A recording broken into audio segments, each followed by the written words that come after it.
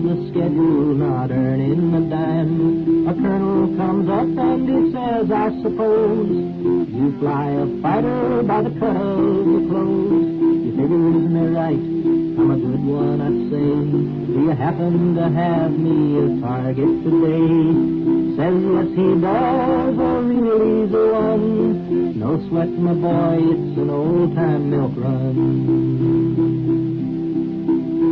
I gets all excited and asks where it's at. He gives me a wink and a tip of his hat. It's 350 miles to the northwest of home, a small peaceful hamlet that's known as Chapone.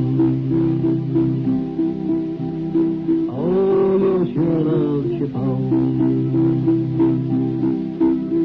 I go get my G-suit and strap on my gun, helmet and gloves out the door on the run. Fire up my Phantom and take to the air, two stuck in tired and we haven't a care. In 45 minutes we're over the town, from 28,000 we're screaming on down. Arm up the switches and dial in the mills, rack up the wings and roll in for the kill. We feel a bit sorry for folks down below, of destruction that's coming they surely don't know. But the thought passes quickly, we know war's on. On down we scream toward peaceful Chapone.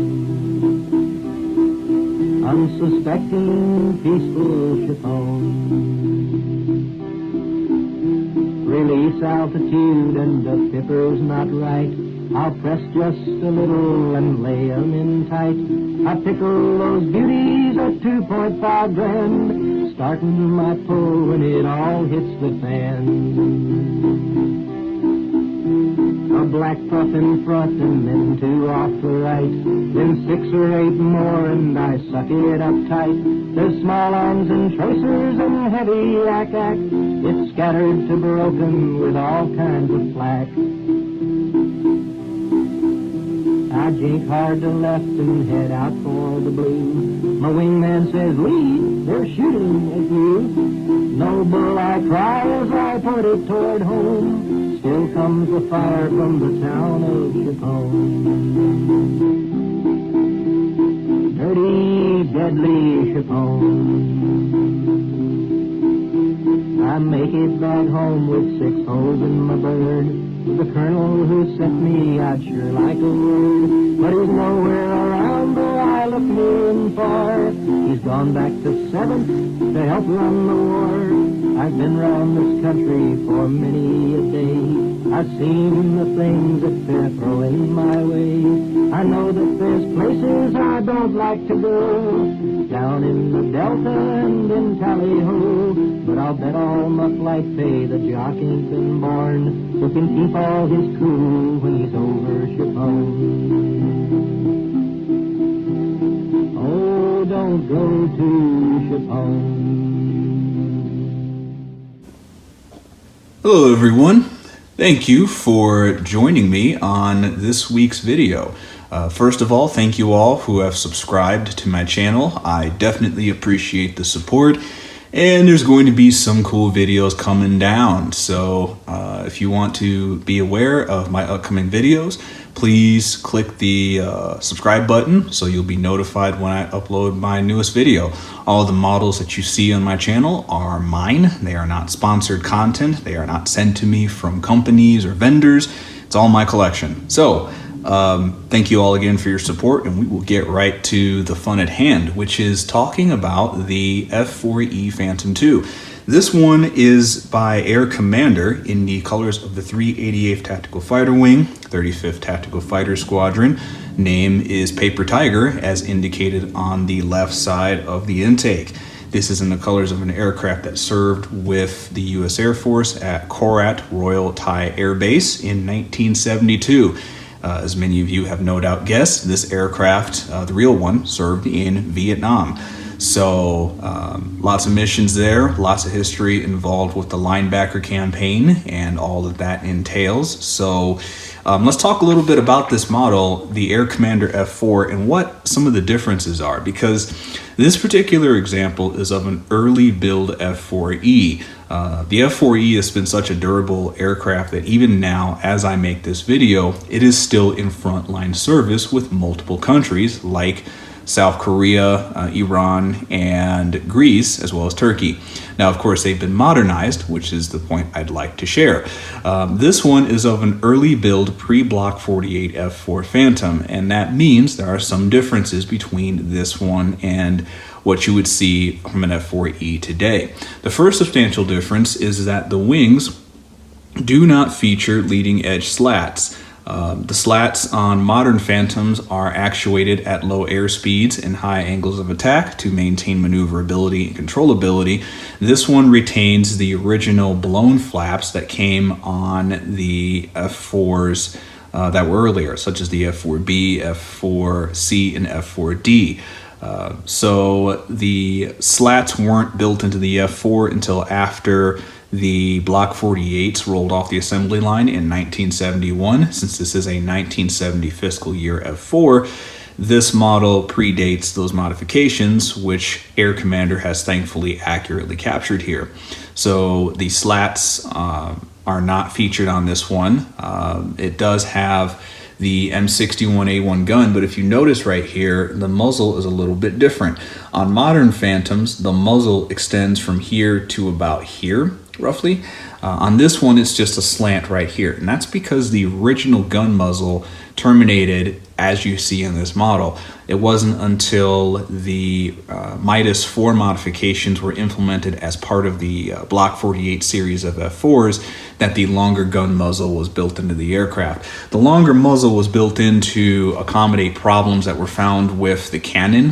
When the gun was fired, it would make a really loud whistling sound, which is not a good thing, because when people are trying to kill you, you want to give them less cues to your location, not more. Further, the whistling was in combination with smoke ingestion into the intakes. When the gun fired, smoke would come out and then get sucked into the engine, and then once smoke got sucked into the engine, it would go down the intake and go right here, and it would cause compressor stalls. Not a fun thing to have happen when you're in a dive angle trying to shoot something on the ground. So to mitigate these problems, the gun muzzle was extended. There was a gas system that was also installed, which is why on later Phantoms you will see an intake vent up here, generally on the nose. That's done to draw cold or clean air, I should say, into the gun bay, which will allow for gases to be dispersed without it going any place that we don't want in the aircraft. So I'm glad that the modifications therefore described were not included on this one, because there's been some other companies that have made mistakes with slapping color schemes on a preset mold and then not accounting for some of the minute but important differences. So good job, Air Commander, for doing that. And we'll talk to some of this a little bit, because the Air Commander F4, I think it's a little better than the Hobby Master, but only if you can get this at a retail price. Air Commander does not release these very often, so when they do come up for sale, you can get them at a decent price, about $150. But after that, then they tend to appreciate in value on the secondary market, and then you're paying over $200. So if you try to get this one on eBay right now, I think the cheapest one I saw was for like $229. So yeah, kind of extreme to me anyways on how much these go for. So for $229, that's a little bit much. I think this is maybe $180 worth of model here, tops. Try to get this below that if you can, and try to get these when they're first released. So there are some differences between the Air Commander and the Hobby Master, and they are, I think, beneficial. They did include better stenciling, so the paint work, the stenciling, some of the finer details like the labels on the accessories and payloads, such as the USAF emblazoned on the QRC 160 pod there, as well as these labels on the missiles and bombs are well done. Some of the smaller labels, panel lines and so forth are also done really well on the Air Commander. I do like how they did the cockpit, the canopy here. They've done this a little differently than Hobby Master.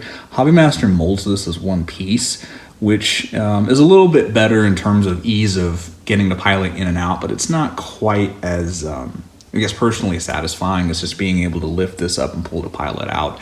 So it is done a little differently. Your mileage may vary on whether you think that's a better look or not, but they do, in this case, Air Commander's case, do a good job of putting the small details, getting the small details done well on this. When you look at the bottom of this model, I didn't show it in the preview shots, but it's really well done. They've done a great job of getting and capturing some of the detail with the labels on the underside of the F4 and all the panels and markings and so forth. So good job there.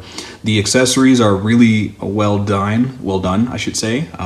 They're defined pretty nicely. There's no weird edges or strange like plastic marks left on them. The small details are painted well and they fit, which is amazing. Can't really say that about a lot of models these days, but they do fit on the Air Commander. So you don't have to sand any parts or mess with the fitment of things. When you take it out of the box and you open it up and you put it on the airplane, it just works, which is really nice. I do like the way they did the missiles, the AIM-7s on this aircraft. They all have their fins. On Hobby Masters, they get rid of the back fins so that they just fit underneath the fuselage. They actually cut a little like a missile well, I guess you might say. So when you have the AIM-7 installed behind the fuel tank right here, when it's installed on the airplane, the fin just fits right into the body of the model, just like the real airplane. So I thought that was a really nice touch that Air Commander did. Whereas Hobby Master, they took the efficient approach and just left the fins off on the top of their missiles. So, you know, 6 in one hand, half dozen in the other, but I do appreciate that they captured that accurately with this this release. So personally, I think this is a great model. If you can get these at a reasonable price, either on the secondhand market through forums, or if you know somebody who can sell it to you for like $150, $160, or if you can get these brand new with their releases. So if you can pick one of these up when they're on pre-order or when they're brand new, they're a good deal. I would say that. So I believe Air Commander's next 2 releases are 2 sets of F-4Gs. My retailer has those targeted out for March of next year right now. Originally they were supposed to come out this month, but as with many releases these days, it's gotten delayed. So keep your eyes peeled for that release. I might get one of those. I don't know. Kind of in this spot right now where I have potentially too many F4s, and just like I have probably way too many Tomcats here. So I'll have to see. As a question whether I'll get an Air Commander or the next F-4E that's from Udorn that participated in the Roger Local rescue operation. I'm not sure if I want to get that one or one of the Air Commander F-4Es. I'm still thinking about it. So out of curiosity, just on the cusp of things, what do you think? Should I get the Hobby Master Udorn, Roger Loker, Brenda 02 MiG Killer, or should I get the Air Commander Wild Weasel? What do you think? Let me know what you think in the comments below. I'd like your input on that, because it's a decision I'm going to be weighing all the way up until next March on that. So thank you again for watching the videos. Check out my other content if you happen to see something that you like. I pretty much have just about every genre of jet military aircraft on my collection. So I probably have a video or 2 that you might like. So thank you once again for stopping by my channel, and we'll catch you in the next video.